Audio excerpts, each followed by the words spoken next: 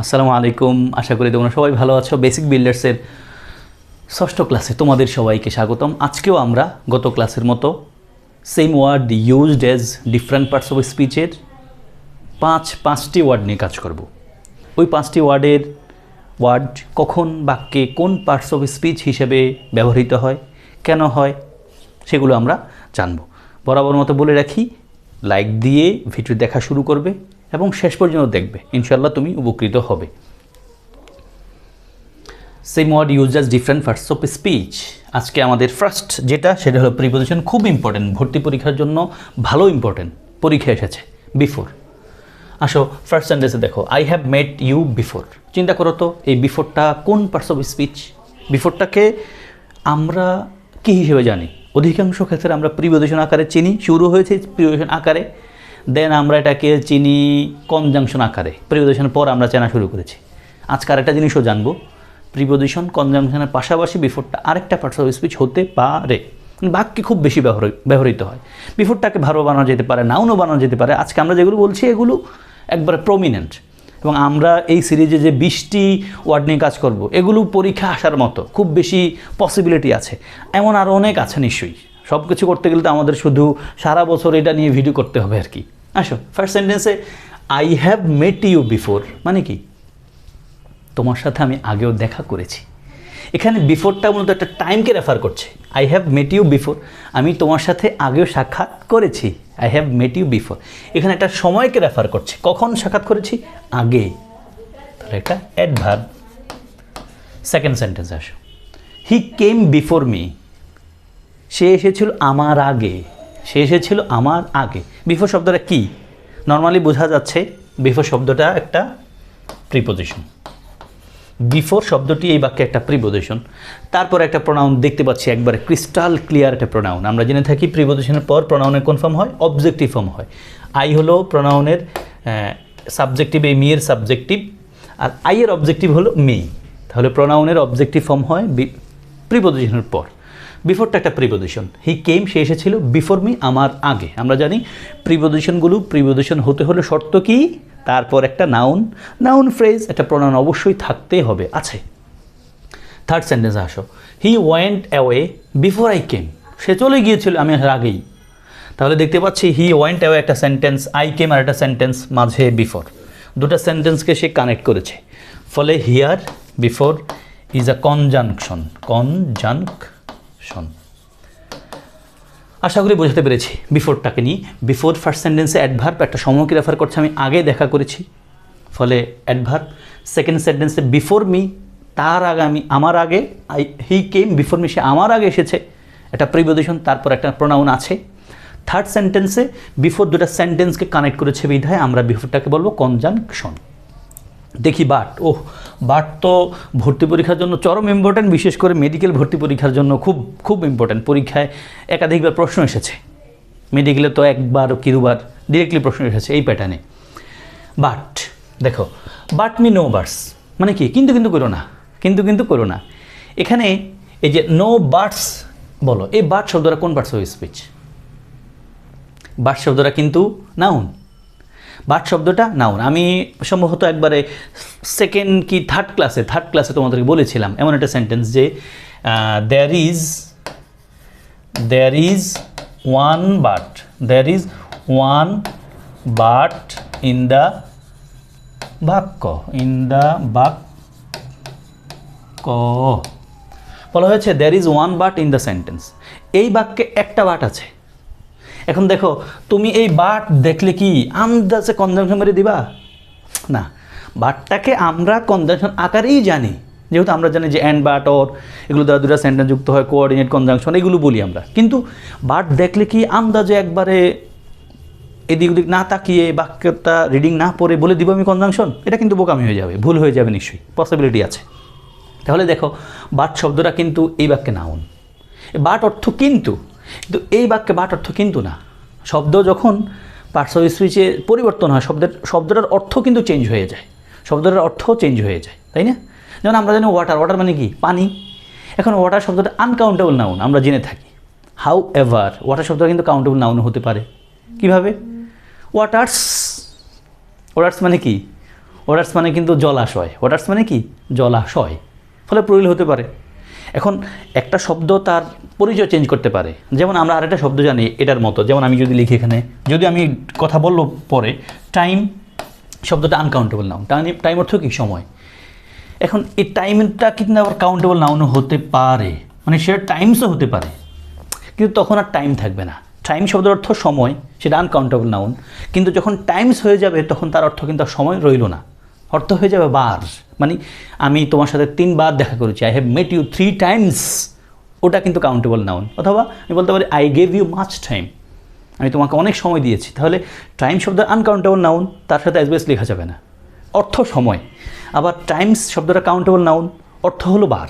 তার মানে একই বিষয়, আমরা যে বাট নিয়ে কাজ করছি বা যে ওয়ার্ডগুলো নিয়ে কাজ করছি, প্রতিটা শব্দ যখন তার কোনো একটা পরিচয় চেঞ্জ করে, মিনস পার্টস অফ স্পিচ আকারে চেঞ্জ হয় তার পরিচয়, তখন তার অর্থটা একটু এদিক ওদিক হয়ে যায় নিশ্চয়ই।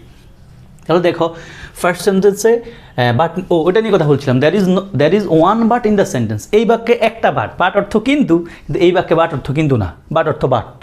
বাট অর্থ কী লিখতে হবে, বয়কার বাট ও বাট, বাংলা যদি ট্রান্সলেশন করতে দেয়, তাহলে এখানে ওয়ান একটা ডিটারমাইনার, তারপরে বাট আছে, ফলে নাউন। এখানেও same pattern, but me no buts, নোটা একটা ডিটারমাইনার, তারপর বাট আছে, ফলে ফার্স্ট সেন্টেন্সে বাটসটা নাউন। সেকেন্ড সেন্টেন্সে আসো, there is no one but like her, কেমন বিষয় না, there is no one but like her. এই বাক্যের মানেটা কি, মানেটা আমি লিখেছি নিচে দেখো, there is no one but like her মানে হলো there is no one who does not like her, মানে এমন কেউ নাই যে তারা পছন্দ করে না, এমন কেউ নেই যে তাকে পছন্দ করে না। ফলে এখানে লাইক শব্দটা দুটা, বাট শব্দটা দুটা কাজ করেছে। বাট শব্দ মূলত এখানে রিলেটিভ প্রোনাউন, বাট শব্দটা যখন রিলেটিভ প্রোনাউন আকারে বসে তখন তার অর্থ হয় হু, পাশাপাশি একটা নেগেটিভ অক্সিলারি, একটা নেগেটিভ অক্সিলারি থাকবে। এই দেখো হু ডাজ নট, বাক্যের প্রয়োজন অনুযায়ী আমরা ডাজ নট লিখলাম, যেহেতু ওয়ান আছে, ওয়ানের সাথে ডাজ নট হবে, এমনটা আর কি। তাহলে আসো, বাট মিন্স কি, বাটটা কি এই বাক্যে রিলেটিভ প্রোনাউন।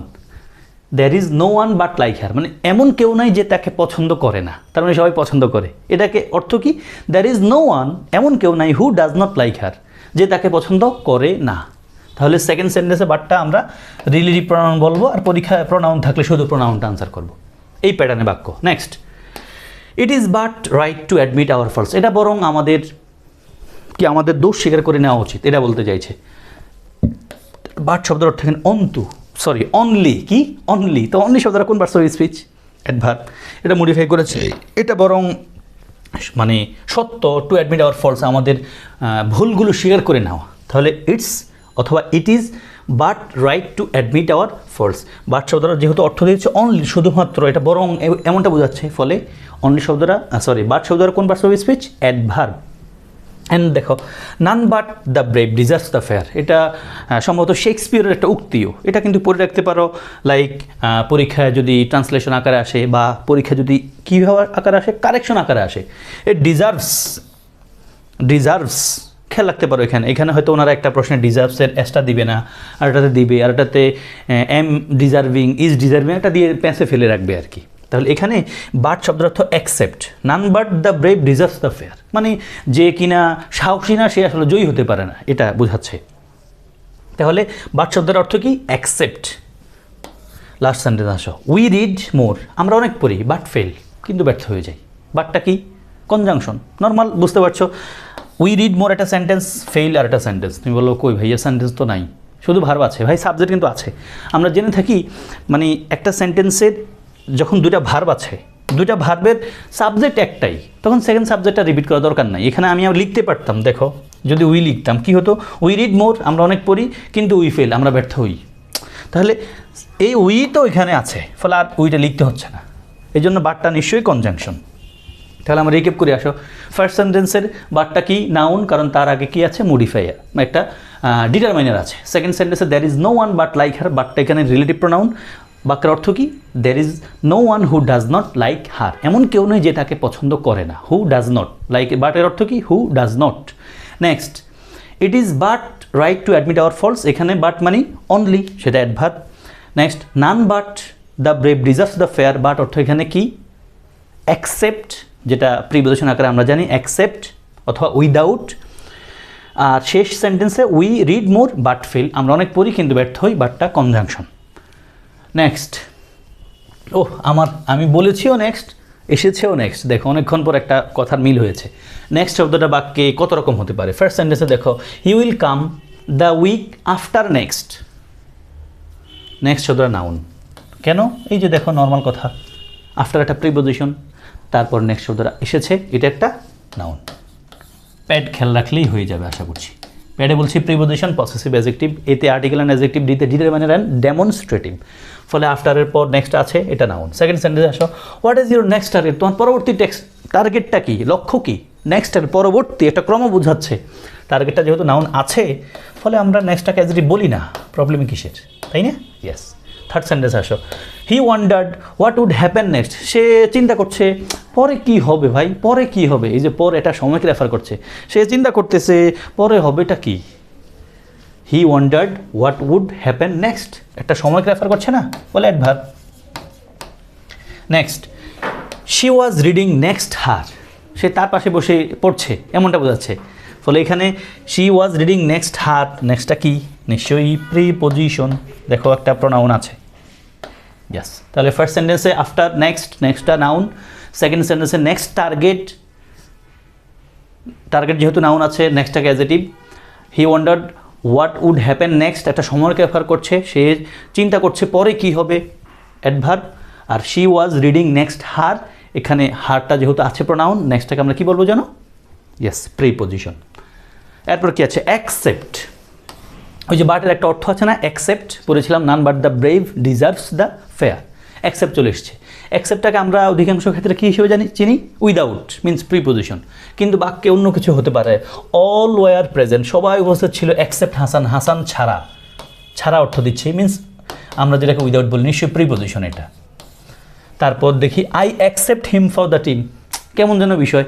অ্যাকসেপ্ট মানে হলো বাদ দেওয়া, কাউকে দল থেকে বাদ দেওয়া, এমনটা লেখা আছে। I accept him from the team, তাকে আমি টিম থেকে বাদ দিয়ে দিছি। তাহলে অ্যাকসেপ্ট শব্দের এখানে কি? ভার্ব।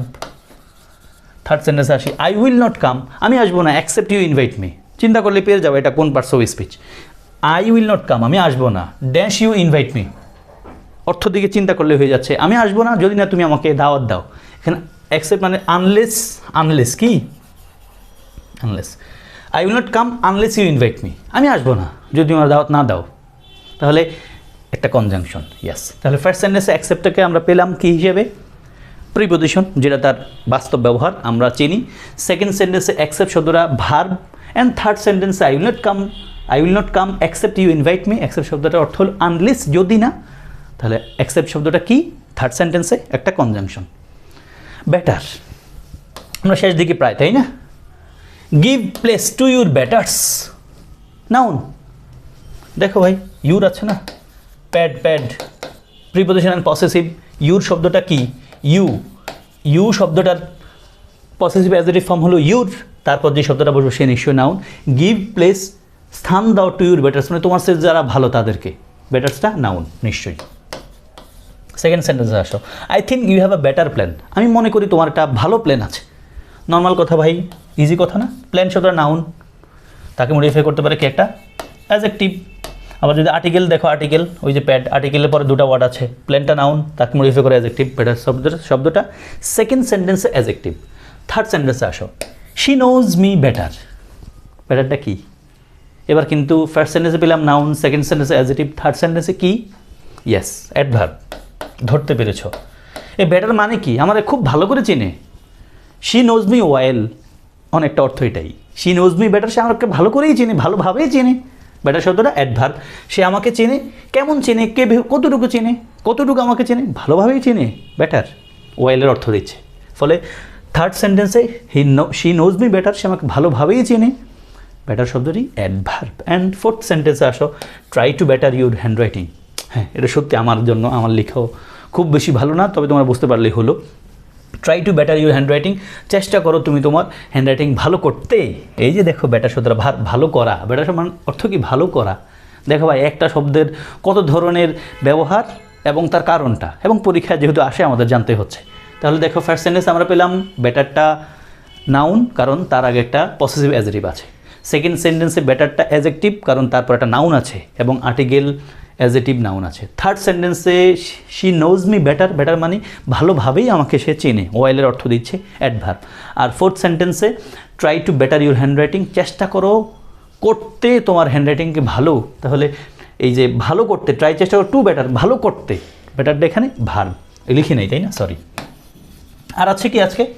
ও শেষ, 5টা শেষ। তাহলে আজকে আমরা পাঁচটা ওয়ার্ড কখন কোন পার্সোনাল হয় সেটা জানলাম। আশা করি তোমরা ভিডিওটি থেকে নতুন কিছু শিখতে পেরেছো, তোমাদের মনের কিছু কনফিউশন দূর হয়েছে। ভালো থাকবে, আসসালামু আলাইকুম।